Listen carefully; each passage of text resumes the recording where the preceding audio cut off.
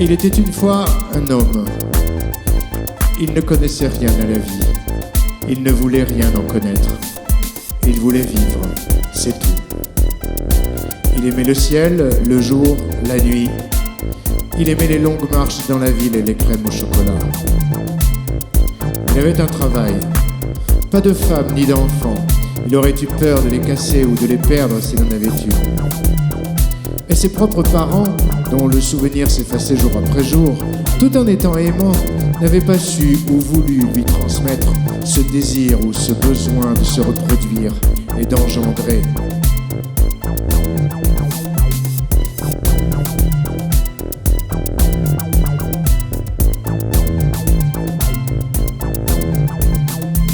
Mais il aimait les enfants, qui pour lui étaient comme un paradis perdu d'avance. Une plage de sable fin ou un récif corallien avant la marée noire qui ne manquerait pas de survenir. Il aimait leur candeur et leur innocence. Il les aimait d'autant plus qu'il savait qu'elles cesseraient un jour.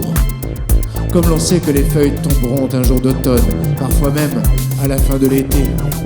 Comme celle du marronnier dont les enfants adorent faire des bouquets pour les offrir à maman ou à la maîtresse. D'ailleurs, les enfants qu'il côtoyait n'étaient déjà presque plus des enfants. S'ils avaient un pied en enfance, l'autre était déjà fermement ancré dans le monde des grands. Dans un déséquilibre qui les poussait chaque jour un peu plus, encouragés par leurs aînés, qui supportaient de moins en moins la fantaisie et la rêverie, si éloignés de la réalité dont ils avaient hâte que leur progéniture acquiert le sens, comme on acquiert un sixième sens. Il avait un jour retrouvé un portrait de lui-même enfant, une photo prise par son frère peu avant ses 12 ans.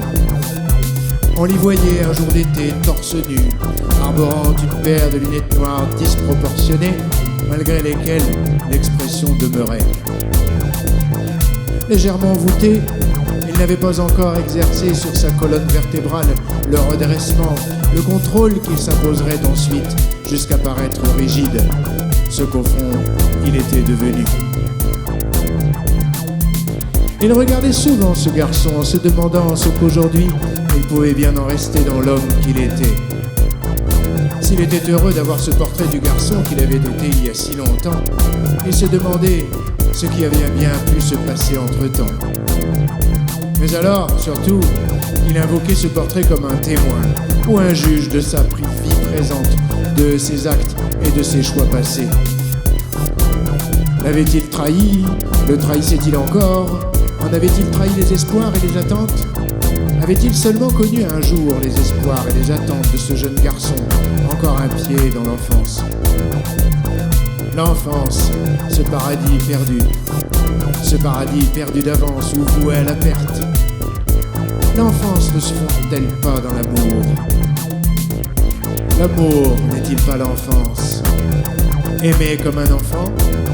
Totalement? N'est-ce pas ce que nous recherchons finalement?